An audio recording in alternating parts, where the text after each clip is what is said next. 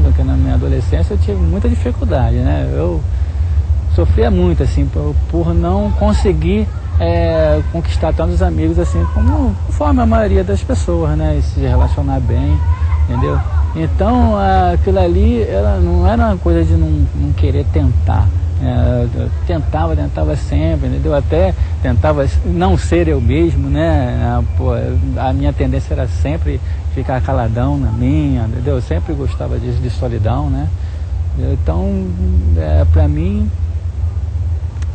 isso aí pra mim era o ideal, entendeu? Então eu buscava sempre sair dessa rotina. Então, mas era uma tentativa porque para as outras pessoas era fácil, para mim era muito difícil.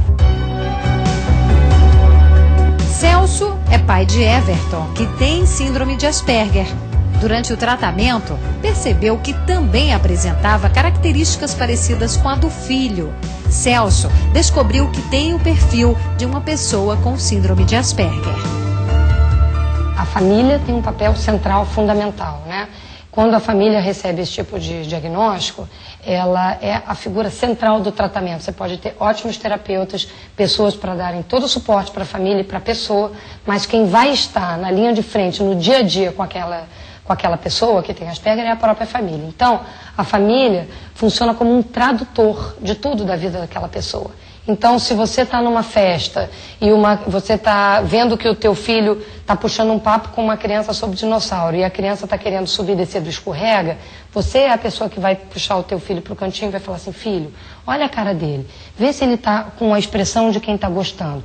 Ele está olhando para você ou ele está se mexendo, ele está querendo sair. Percebe que ele não está querendo mais esse assunto? Vamos mudar o assunto? Tenta brincar agora um pouco do que ele está puxando.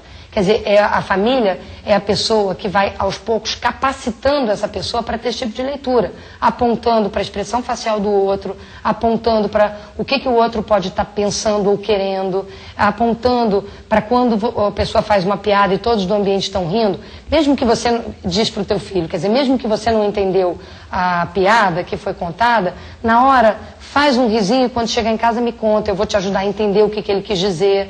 Quer dizer, a família é a pessoa central para que essa criança ou esse adolescente consiga, aos poucos, ir entendendo o que norteia a vida social das pessoas que não têm essas características. Isso envolve um aprendizado, a pessoa pode aprender. Você tem no mundo todo Asperger adultos, até bem-sucedidos profissionalmente, que contam essa trajetória de ir aprendendo.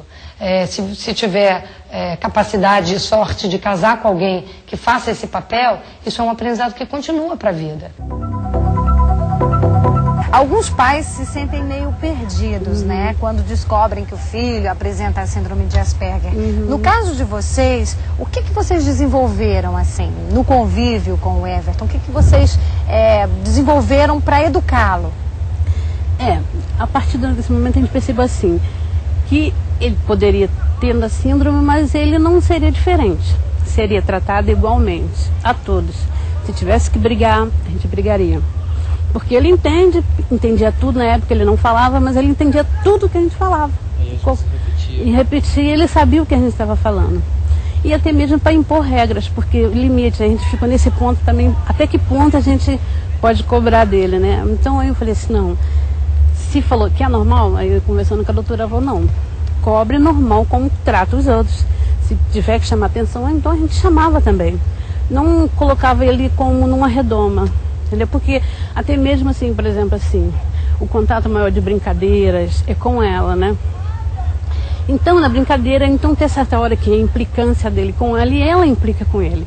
Aí, às vezes, então implicando. Até certo limite eu deixo. Porque ele vai encontrar pessoas lá fora que vão implicar com ele e muitas vezes aí fala, mas você está defendendo. Não, eu ensino ele a se defender. Entendeu? Você vai lá, fala com ela que não pode acontecer isso. Então, às vezes, eu chamo a atenção dela, mas para ele perceber por que eu estou chamando a atenção.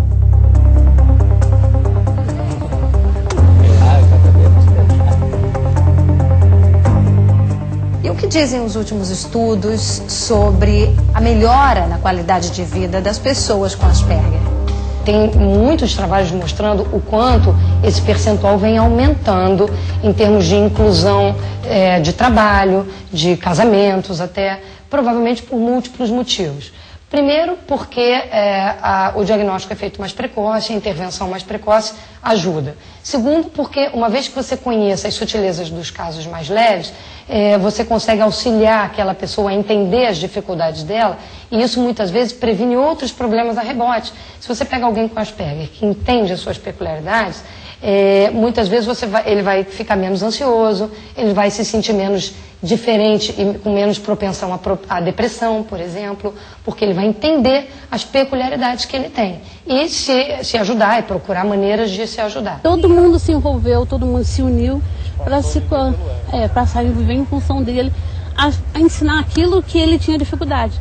Porque ele não tinha dificuldade em aprender em sala de aula, em estudar, a ler, isso a gente não teve. Então, a dificuldade dele era conviver socialmente, né? E é saber que existe limite para tudo, né? Então, isso ensinou a gente, quer dizer, a nos unir. Então, nada mais gostoso quando chega do trabalho, que ele chega e fala: mamãe, eu te amo muito, mamãe. Então, isso é compensador. Não vão me achar nunca mais.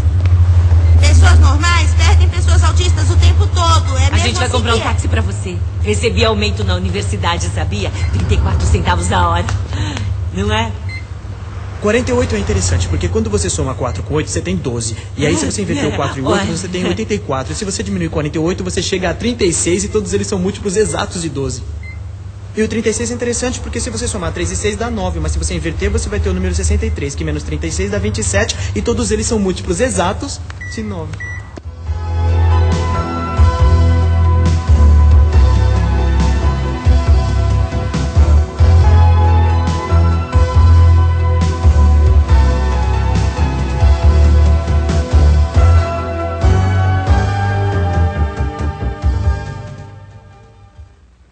Muitas vezes com 12, 13, 14 anos de idade, a gente começa a perguntar: eu tenho alguma coisa de diferente, o que é? E quando você diz o que é, muitas vezes é um grande alívio.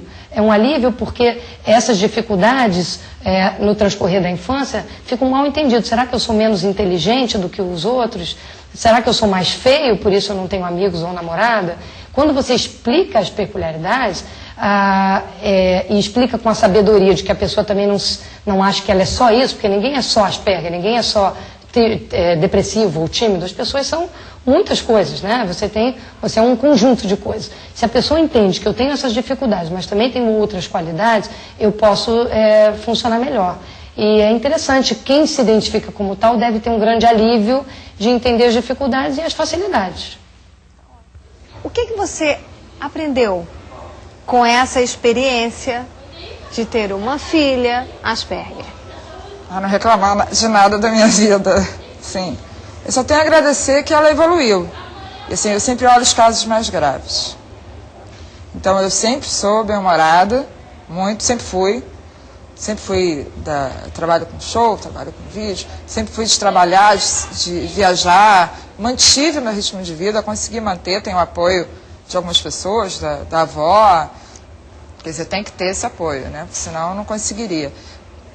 Continuei a levar a vida. A Luísa tem o ritmo de vida dela em casa normal, como qualquer criança, levada, digamos assim. Então, você briga para ir tomar banho, briga para não comer muito, porque ela é uma gulosa. Se eu puder, eu tenho que trancar a cozinha.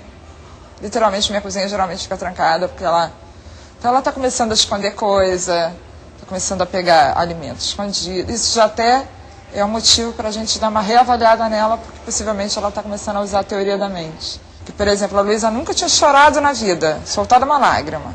É mesmo? Só em bebezinho, mas assim, nunca soltaram uma lágrima. Ela não tem muita reação à dor. E, recentemente, ela chorou com uma cena de novela. Copiosamente. Que ela viu uma menininha sendo afastada da mãe. A cena da novela é essa. Então ela conseguiu entender o sistema, entender o sentimento. Coisa que nessa síndrome é um ponto fraco deles, né? É um ponto que não deveria ter. E o que significou para você ver a Luísa chorando? Olha, evolução, assim. Emoção e saber que ela está sempre evoluindo. Quais são, na sua opinião, os momentos assim fascinantes na vida do Everton? Eu acho assim, no sentido de que ele tem o amor que ele tem com a família, a ligação que ele tem com a gente, né? Então o maior prazer dele é que estejam todos em casa. E quando chega todos, é que ele vê que reuniu todos, aí ele fala, já está todos em casa. Aí, então ele festeja e chama para que todos se abracem.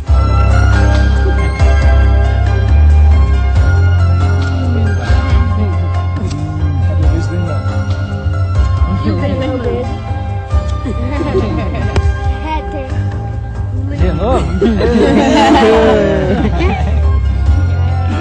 A gente vai fazer lanche aqui? Ah, depois, tchau. Tchau! Tchau!